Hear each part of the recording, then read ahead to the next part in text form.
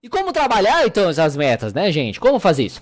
Primeiro, a gente precisa distinguir entre objetivos intrínsecos e objetivos extrínsecos. A gente precisa distinguir isso. São objetivos intrínsecos ou extrínsecos.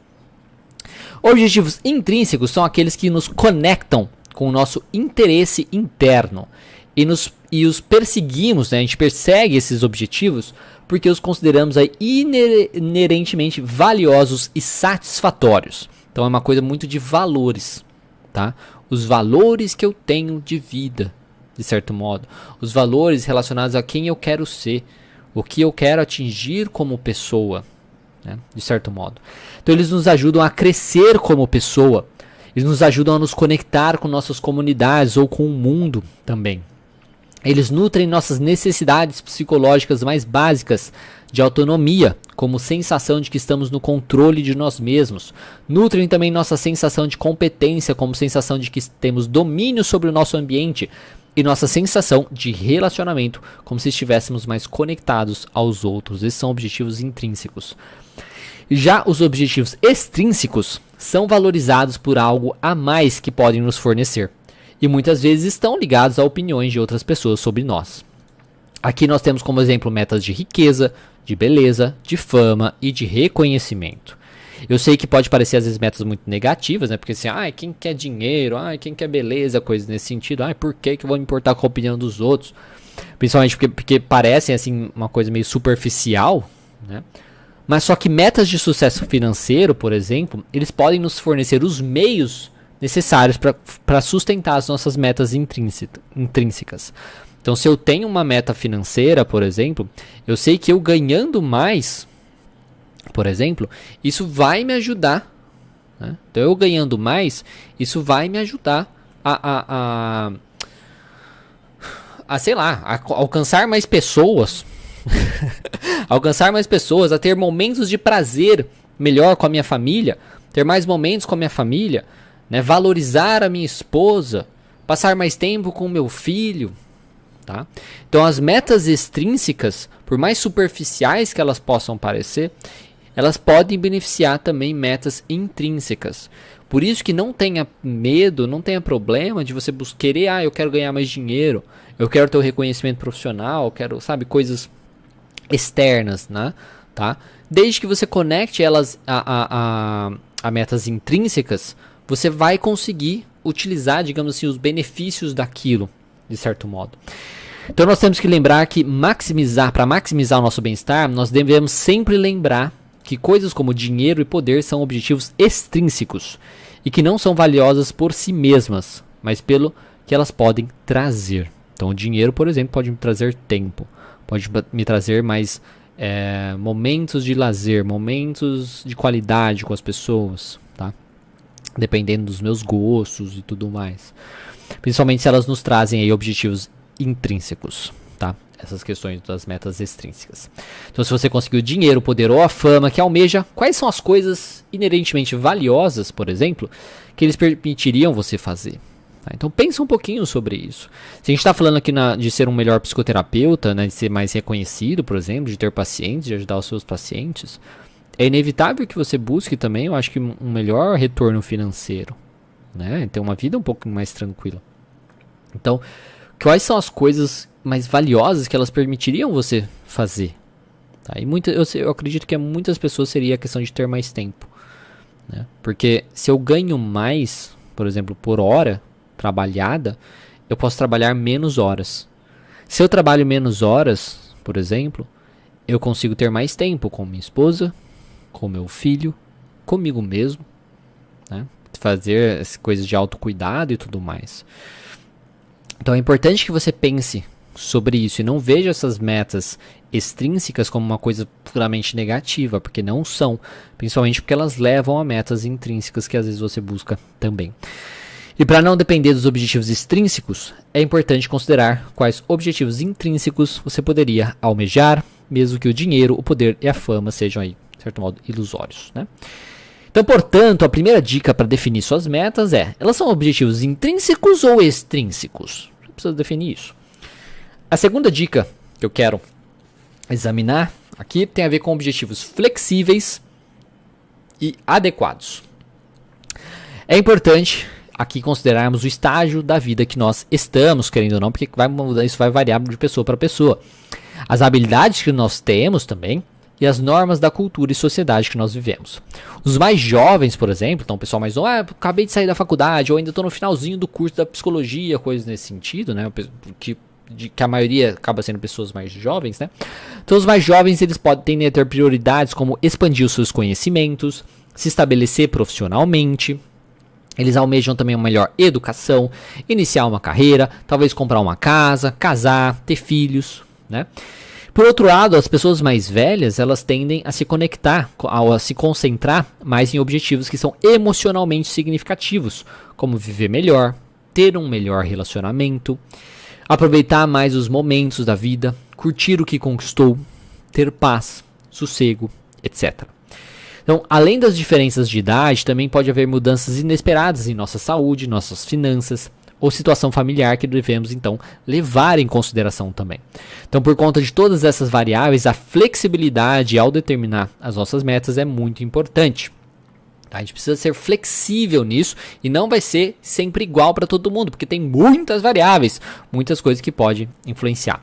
Então, permanecer às vezes inflexível em tais situações pode prejudicar o nosso bem-estar, e ser realista e criativo sobre como avançar na situação específica em que nos encontramos pode apoiar aí o nosso bem-estar. E às vezes somos indevidamente influenciados por velhos medos e sonhos que não nos convêm mais. Isso daqui é especialmente importante ligado à questão da crença que eu comentei no início. Porque nós, profissionais, temos crenças muito arraigadas de como um psicoterapeuta deve ser, deve agir, de que ele precisa saber, que ele não pode errar, ele tem que saber tudo, que ele não pode falar uma coisa errada, que ele nunca pode fazer isso, que ele nunca pode agir dessa maneira, nunca pode, não pode. Isso é criado pelos professores da faculdade de psicologia, isso é criado por outros profissionais, também é criado por muita gente, tá? Só que muitas vezes nós somos influenciados por essas crenças ruins, né, negativas eu considero, por velhos medos que nós temos também. Ai, meu Deus do céu, vão me julgar. Ai, meu Deus do céu, o conselho vai me caçar porque eu falei não sei o que. Medos assim terríveis, né, essas coisas. Então a gente é influenciado por velhos medos, velhos sonhos que não nos convêm mais. Então, com isso, entender a realidade atual da nossa vida é muito importante, já que esses velhos medos e sonhos podem aí ser restritivos e nós devemos aí nos abrir aí para criar metas flexíveis e adequadas para a nossa realidade atual. A terceira dica é escolher metas que envolvam assumir uma nova atividade em vez de metas para melhorar as nossas circunstâncias. Pesquisas aí indicam que é muito comum nos adaptarmos rapidamente ao bem-estar trazido, por exemplo, uma TV maior. Ah, quero uma TV maior, tal, um carro novo, ou até mesmo uma casa de férias. Embora essas coisas possam nos ajudar, querendo ou não, a gente se sentir um pouco melhor, um pouco mais feliz e tal, a curto prazo, né, uma coisa bem curto prazo mesmo, a novidade desaparece aí rapidamente e nossas vidas com esse novo item se tornam aí um novo normal. Né? Então, tipo assim, não sei o que, é porque é isso que eu preciso e tal. Aí vai lá, compra, fiquei muito bem, tá? Passou uma semana, ok, já acostumou com aquilo novamente. Então eu acho que eu nem preciso perguntar, porque eu tenho certeza que isso já aconteceu com você, isso acontece comigo, isso acontece com pacientes, isso acontece com todo mundo, né? Às vezes você queria muito uma coisa, achava que aquilo ia trazer uma bomba de felicidade, ia ser a melhor coisa para você e tudo mais, mas a satisfação acabou passando rapidamente, né? Então as metas de atividade, por outro lado, isso aí, no caso é uma meta de que eu tinha colocado para melhorar a nossa circunstância, né? Agora, a meta de atividade, né, de fazer alguma coisa diferente, elas são mais resistentes à adaptação porque elas nos abrem continuamente para novidades. Porque participar de uma aula de culinária, por exemplo, vai me abrir para uma série de novas experiências, vai me preparar para experiências ainda mais novas, porque eu vou querer aprender mais, eu vou querer conhecer pessoas, vai mudar muita coisa. Porque à medida que continuamos a aplicar o que nós aprendemos nessas novas atividades, de certo modo, eu quero mudar de forma de aprender coisa nova e tudo mais, o que nós aprendemos também de novas maneiras, muito depois, aquilo vai me ajudar a querer sempre mais, sempre mais, sempre mais. Isso vai me ajudar no meu crescimento. Mas note aqui que tem a questão de atividade, fazer coisas diferentes, não só apenas estudar, tá? É fácil.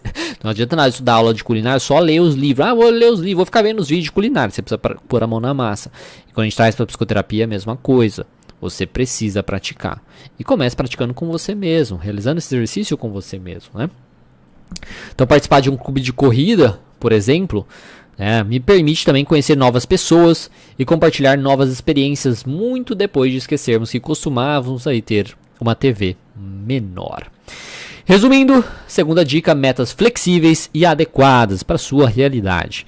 E terceira dica, metas que envolvam uma nova atividade, um novo comportamento, ao invés de metas que envolvam melhorar as nossas circunstâncias. E a última dica aqui é como que você faz para colocar suas metas em prática, né? Então você tem lá todas as suas metas, você vai ver que elas são extrínsecas, é de novas atividades, blá blá blá, tudo que eu falei aqui, né? Como fazer isso? Tem um negócio pesquisado também pelo pessoal da psicologia positiva, muito bacana, que chama WOOP. É muito simples, tá? Não é uma coisa, meu Deus do céu, mas é WOOP, que eu traduzi para DROP, porque vai ficar em português. Para DROP, que seria desejo, resultado, obstáculo e plano, tá? Então, no DROP, você começa identificando o seu desejo, tá? Significativo e alcançável, é muito importante, seja uma coisa realista. Então, por exemplo, você, eu tenho 40 anos de idade, eu quero ser astronauta. Não. Você tem um problema no joelho, eu quero ser o vencedor da São Silvestre. Não. Tá? Então tem que ser uma coisa significativa para você, mas alcançável também, dentro da sua realidade, dentro da vida que você tem hoje. Mas toma cuidado, não quer dizer... porque muitas vezes você vai achar que alguma coisa não é alcançável baseado na sua crença sobre sua capacidade. Não é isso que eu estou falando. É sobre a realidade. Por isso que avaliar muito bem seus pensamentos disfuncionais, as suas crenças, suas ideias parasitárias é muito importante nessa questão. Então, você começa identificando o seu desejo aí significativo e alcançado. Então, você se conecta ao resultado imaginando que você já está experimentando ele. Então, pensa lá, pega lá a sua meta, seu objetivo, imagina o resultado que você quer. Como que seria viver assim, dessa maneira? Como seria ter alcançado essa meta? Como seria minha vida? Como seria meu dia? Como que seria? Como que seria viver isso? Seria bom? Isso é para te estimular, tá? Para estimular, basicamente, através da imaginação mesmo, como seria bom aquilo. Como seria benéfico aquilo. Isso vai até às vezes ajudar você, né? Porque, por exemplo, a TV maior. Minha meta é ter uma TV maior, vamos supor. Aí você vai imaginar assim, você assistindo TV, tipo, tá. E aí passou, né? Agora outros tipos de metas te ajudam a pensar mais, a visualizar mais aquilo. Então isso já ajuda a ver se aquela meta é bacana ou se não é bacana, aquela meta. Em seguida você identifica aí um obstáculo interno, tá? Pensando aí nas suas crenças, pensando no seu medo daí do caos, que é sair da zona de conforto que eu já comentei, né? Então, você identifica um obstáculo interno que te impede de alcançar esse objetivo. E mais uma vez, você imagina esse obstáculo de maneira mais clara e forte possível. Então, imagina também esse obstáculo bem forte aí na sua vida. Então vai acontecer isso, ou pode acontecer isso. Eu não vou conseguir por conta disso, porque eu vou pensar isso, porque eu vou pensar aquilo. Pensando na terapia cognitiva, é muito pensar na forma como você enxerga as coisas. Eu quero começar meus atendimentos clínicos. Mas eu não vou estar preparado. Mas e se o paciente perguntar tal coisa e eu não souber? Mas e se isso acontecer? Mas e se isso acontecer? Você vai pensando aí no que sua mente gera. De possíveis obstáculos, de possíveis problemas, tá? Que podem acontecer. E pense bastante sobre isso, de maneira mais clara e forte possível. E finalmente você cria então um plano então, para o que fará quando encontrar esse obstáculo. Então, se tal obstáculo acontecer, então eu farei isso.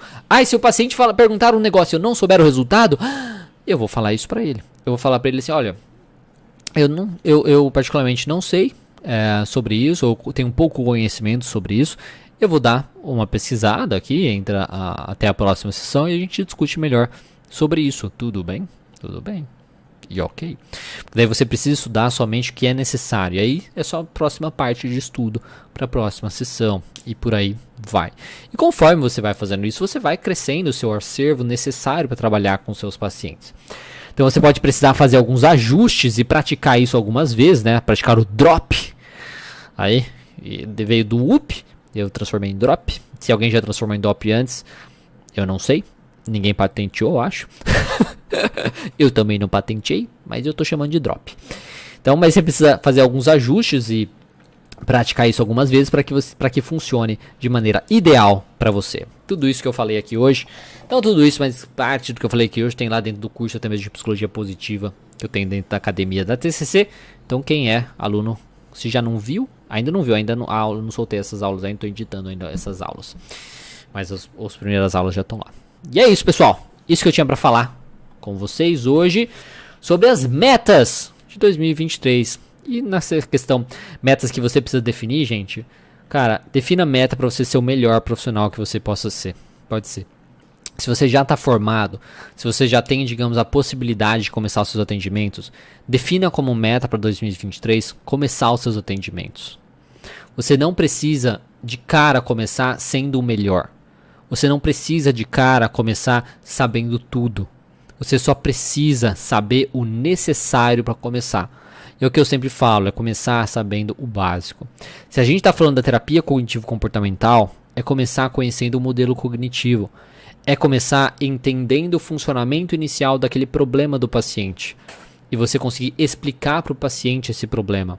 E você conseguir mostrar para ele como você vai ajudá-lo. É saber as principais técnicas da TCC, que é o questionamento socrático, o experimento comportamental. Tá? É isso. O cartão de enfrentamento. São coisas mais básicas, mais simples. Antes de ficar buscando, vou aprender sobre despersonalização. Vou aprender sobre um transtorno bipolar. Entendeu? Vou aprender sobre narcisista. Não. Conforme você vai realizando seus atendimentos, você vai sentindo a necessidade de aprendizado, de coisas novas. Tá? E aí você vai aprendendo coisas novas. Claro que é válido você buscar conteúdos a mais caso seja necessário. Mas não pode deixar a falta de conhecimento te impedir de começar e de fazer o que você precisa fazer. Tá bom? Então espero que essa aula aqui tenha ajudado você a pensar um pouquinho sobre suas metas e te estimular a fazer o que você precisa fazer para se tornar o melhor profissional possível. Tá bom? Então é isso. Vou até dar uma olhada aqui no YouTube. O que o pessoal comentou alguma coisa. A Silene colocou: acabei de me formar agora dentro dessa realidade. O que revimos de positivo foi ter tido a prática, o atendimento online, porém perdemos em outras práticas. Mas estar dentro dos desafios faz com que nós desfizemos avançar em novas perspectivas. A Patrícia falou que faz muito sentido. A Lívia, feliz ano novo. E a Glenda, bom dia. O que você acha? Não. Eu acho que é isso. O que você acha sobre a escolha de um nicho para os recém-formados? Sou recém-formado e tenho visto bastante gente falar sobre a escolha de um público e não consigo ainda fazer isso. Olha, eu acho que assim, você pode, na questão de porque assim, eu defendo muito a questão de produção de conteúdo, né? Então, vou produzir um vídeo sobre a abordagem da TCC, vou produzir um vídeo sobre um transtorno. Aí isso ajuda a estudar também e você aprender as coisas. Eu defendo muito isso. Se você não quer trabalhar, por exemplo, com bipolar, não faça um conteúdo sobre isso. Então, o que eu digo sobre essa questão de nicho? Eu digo assim, de você pensar nas coisas que você não quer trabalhar. Então, por exemplo, eu não trabalho com crianças. Então, eu não faço conteúdo direcionado para isso, por exemplo. Então, na definição de nicho, o que eu diria para você começar fazendo, até você encontrar uma coisa que você gosta mais, que você tem mais facilidade, coisas nesse sentido, é pensar no que você não quer fazer. Se você não quer realizar atendimento infantil, não quer realizar atendimento com adolescente e tudo mais, então não faz conteúdo baseado para esse público. Tá? É isso que eu definiria. Então, defina os públicos que você não quer trabalhar, que você não quer falar sobre.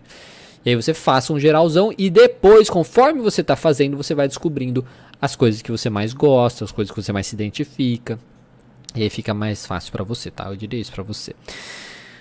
O pessoal tinha perguntado qual é o novo Instagram.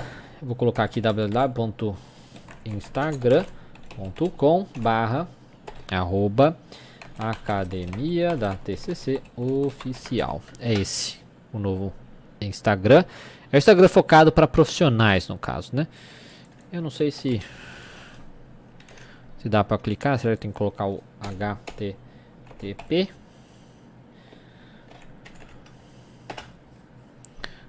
É, tem isso mesmo. Deixa eu só clicar para ver se vai mesmo. Se é esse. É, não é essa página. Academia. Academia tá TCC. Só um momento. Já tá até aqui falando que está em live. Isso. Agora vamos postar aqui. Vou postar agora o certo. Pronto, postei o certo. É isso, tá acabando a live aqui no Instagram, porque como esse Instagram tem pouca gente, só dura 1 hora a live, então está acabando, falta 20 segundos. Então muito obrigado, pessoal, espero que você tenha gostado da live, espero que tenha sido útil pra você. Lembra de curtir, de comentar, de compartilhar esse conteúdo, e a gente se vê na quinta-feira, onde eu vou responder dúvidas do pessoal lá do grupo de conteúdo, tá bom? Muito obrigado, um excelente dia, um excelente começo de ano pra vocês. E aí, você gostou do conteúdo desse vídeo? Porque se você quiser assistir o conteúdo dessa aula na íntegra, basta acessar o meu canal de lives aqui no YouTube. Você pode encontrar o link na descrição e além dessa aula completa, você vai encontrar também muitas outras aulas para te ajudar na sua prática clínica aí da psicologia. Então clica aí embaixo e eu te vejo lá.